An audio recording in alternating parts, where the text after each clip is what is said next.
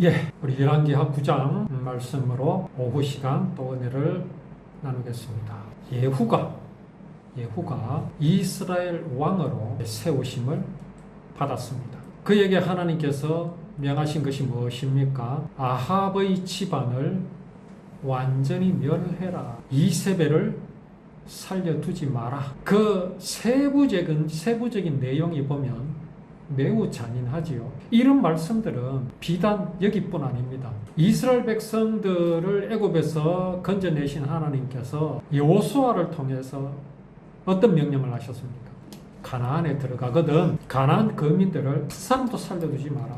심지어 짐승까지도 남겨두어서는 안 된다. 그렇게 말씀하셨죠. 얼마나 잔인합니까? 어떻게 사람을 그렇게 도륙할 수 있습니까? 그러나 이건요, 오해입니다. 하나님께서 멸하라고 하신 것은요, 진실로 사람이 아닙니다. 사람 안에 있는 신념입니다. 신념을 남겨두지 말라라고 하시는 말씀입니다. 그래서 그 증거가 뭐였습니까? 언젠가 말씀을 나누었듯이 이스라엘 백성들이 여리고성을 무너뜨리고 가나안 땅을 향해 나아갈 때 어떤 한 무리들이 나타났었잖아요. 다 떨어진 신발에 다 헤어진 옷을 입고 곰팡이 핀 빵을 가지고 나타난 사람들이 있었죠. 그들이 여호수아에게 뭐라고 말했습니까?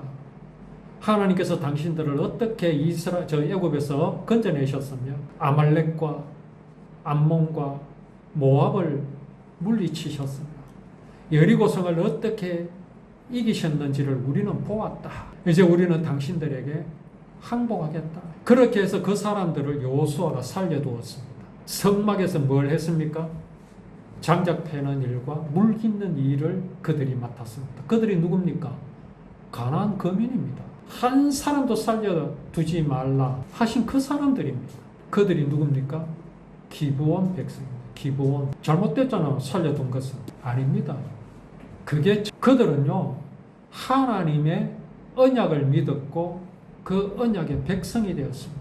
아브라함에게도 하나님께서 그렇게 말씀하셨지요. 하나님께서 할례를 주시면서 아브라함의 자손이 할례를 받게 하셨지요. 자, 그런데 그 할례의 대상이 누굽니까? 육체적으로 아브라함의 후손뿐만 아닙니다. 아브라함이 돈을 주고 샀다든가 아니면은 아브라함의 집으로 들어온 사람들은 모두가 다 할례를 받게 하셨습니다.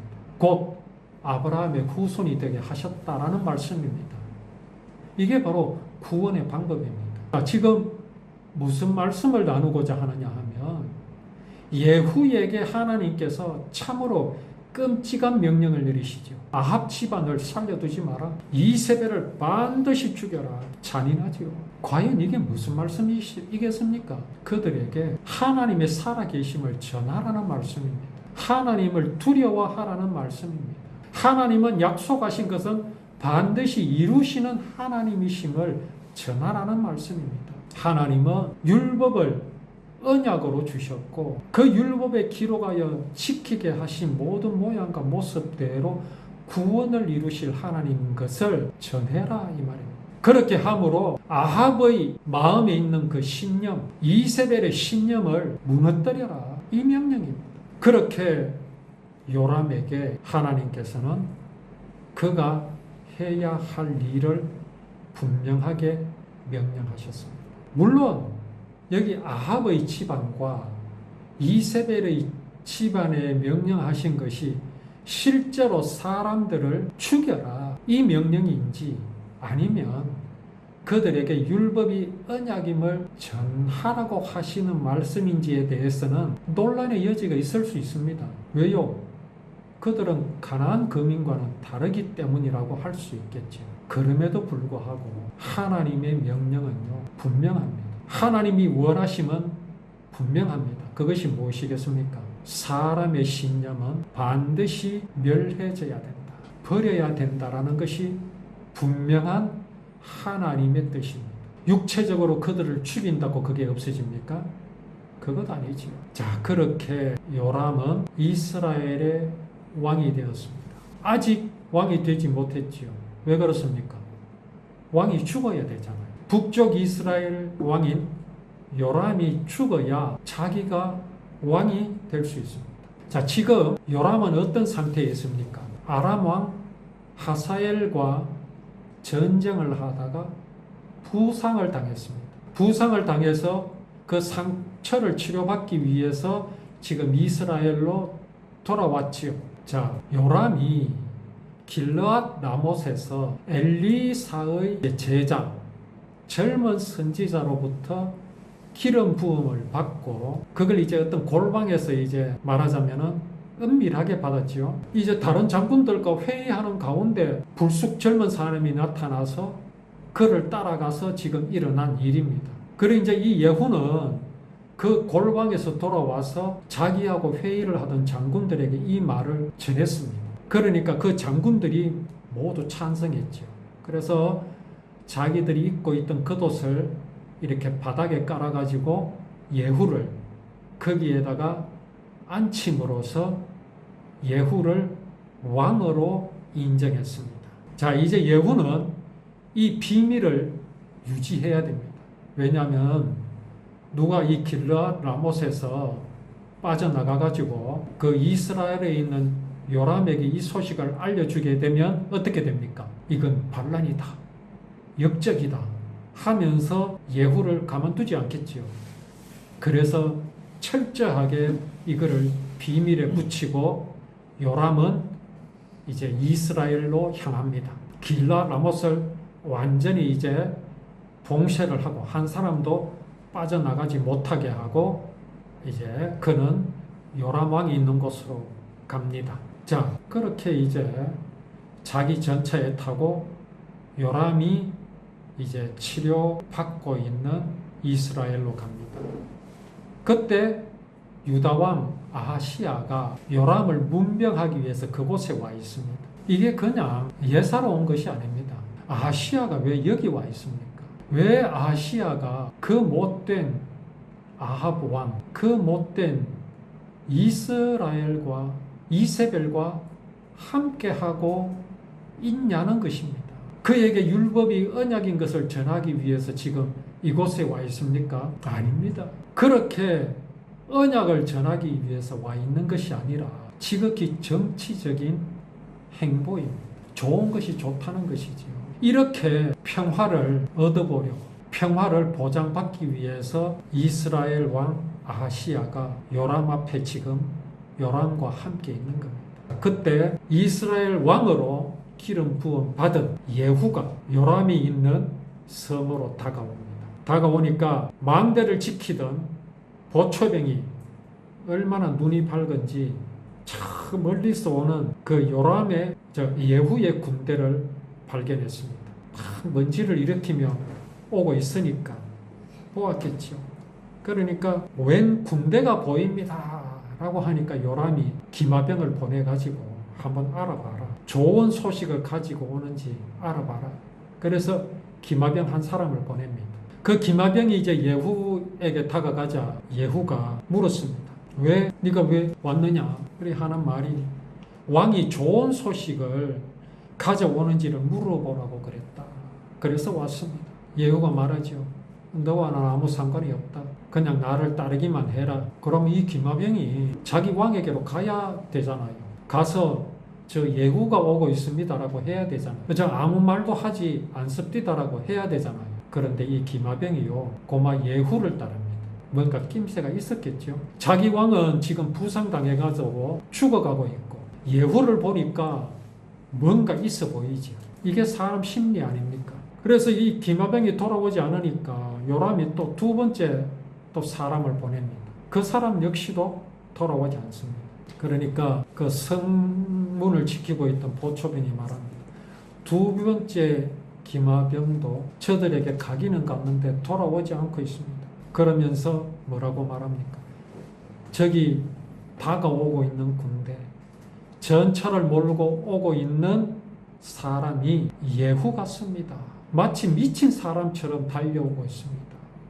라고 보고를 합니다. 그러자 요람이 내 전차를 준비하라. 그래서 신하들이 요람의 전차를 준비해가지고 이스라엘 왕 요람과 또 거기에 유다 왕 아하시야 이래 각자가 자기 전차를 몰고 예후를 만나러 갑니다. 그들이 나봇의 땅에서 예후를 만납니다. 여기 나봇이 나타나죠. 나봇. 이 나봇이 누군지 기억이 나십니까? 아합이요, 이스라엘 왕이 딱 되고 난 뒤에 나봇이라는 사람이 포도원을 가지고 있었거든요. 궁전 옆에. 그 포도원이 탐이 나서 그 땅을 팔아라 그러니까 나봇이 안 팔았습니다. 왜 그러냐 하면 하나님께서 주신 기업이기 때문에 팔 수가 없습니다. 그래서 이거는 율법에 의하면 그렇게 해야 합니다. 이스라엘은요, 혹시 이제 빚이 있거나 가난하게 되어서 자기 땅을 팔 수 있습니다. 그러나 그것을요, 영원히 이제 가질 수 없습니다. 그 땅을 사간 사람이 말입니다. 7년이 되거나 기한이 차면요, 그 땅을 돌려주어야 합니다. 나봇이 율법에 근거하여 분명히 그렇게 말했거든요. 그런데 아합이 어떻게 했습니까? 이세벨의 말을 듣고 나봇을 죽이고 그 땅을 차지해 버렸습니다. 그 나봇입니다. 예후가 지금 여호람이 있는 곳으로 미친 듯이 달려오지요. 왜 오겠습니까? 보고하러 옵니까? 좋은 소식을 전하러 옵니까? 아닙니다. 예후는 지금 여호람을 죽이기 위해서 옵니다. 그 여호람을 어디서 만난다고요? 나봇에서 만납니다. 이게 바로 하나님께서 말씀하신 대로 지금 이루어지고 있는 상황입니다. 이런 역사를 여호람이 모르겠습니까? 예후가 모르겠습니까? 지금 북쪽 이스라엘이 어떤 모양으로 흘러가고 있는 것을 여호람이 모르겠습니까? 예후가 모르겠습니까? 아니면 여기 지금 어쨌든 좀 빌붙어서 좋게 살아보자고 하는 유다왕 아하시야가 모르겠습니까? 잘 압니다. 전부 뻔히 잘 압니다. 어떻게 하면 이스라엘의 평화가 올 것이며 주변의 적들을 능히 물리칠 수 있다는 것을 압니다. 알지만 사람은 어디에 익숙합니까? 사람의 방법에 익숙합니다. 사람의 방법에 익숙하기 때문에 사람의 방법대로 이스라엘을 지키려고 합니다. 이건요, 북쪽 이스라엘 요람 왕이나 남쪽 이스라엘 유다 왕 아하시야나 예후나 똑같습니다. 다를 것이 하나도 없습니다. 그런 신념의 싸움이 지금 여기서 벌어지고 있는 겁니다. 그 신념이 없다면요, 이런 싸움은 일어날 수가 없지요. 절대로 없지요. 이게 사람입니다. 이게. 자, 요람이 이제 예후를 만났죠. 그래서 예후를 보고 묻습니다. 예후여, 좋은 소식을 가지고 오는가? 예후가 이런 대답을 합니다. 왕의 어머니 이세벨이 우상을 섬기고 요술을 부리고 있는데 어떻게 좋은 소식이 있을 수 있겠습니까? 라고 외칩니다. 전곡을 찔러버리죠. 요람이 이 말을 듣자마자 말을 돌려서 도망칩니다. 아니, 이 한마디에 예후의 이 말 속에 어떤 뜻이 포함되고 있는지를 요람은 한마디에 알아챘다는 것이지요. 무엇을 보여주십니까? 방금 전에 말씀을 나누었듯이 지금 이 일이 이렇게 된 것에는 이스라엘에 어떤 역사가 있었던지를 이들은 다 알고 있다라는 의미. 하나님께서 선지자를 통해서 아합을 어떻게 하실 것이며 이세벨을 어떻게 하실 것이라는 것을 이들은 알고 있다라는 겁니다. 알고 있기에 예후의 말을 들은 요람이 더 묻지도 않습니다. 이상하게도 여기지 않습니다. 바로 말을 돌려버립니다. 뭡니까? 알고 있다는 것이죠. 그러면서도 하나님의 뜻을 거역하고 있는 북쪽 이스라엘 왕, 남쪽 유다 왕, 여기 지금 예후의 모습을 우리에게 보여주십니다. 정말 신념에 굴복하는 이런 사람의 모습, 이 모습을 오늘 우리는 이들을 통해서 우리는 볼 수 있습니다. 이제 우리가 정말 하나님 앞에서 믿음이 무엇이며 사람의 신념이 무엇인지를 정확하게 알아서 정말 하나님이 기뻐하시는 우리의 믿음의 삶, 말씀의 삶이 되기를 원합니다.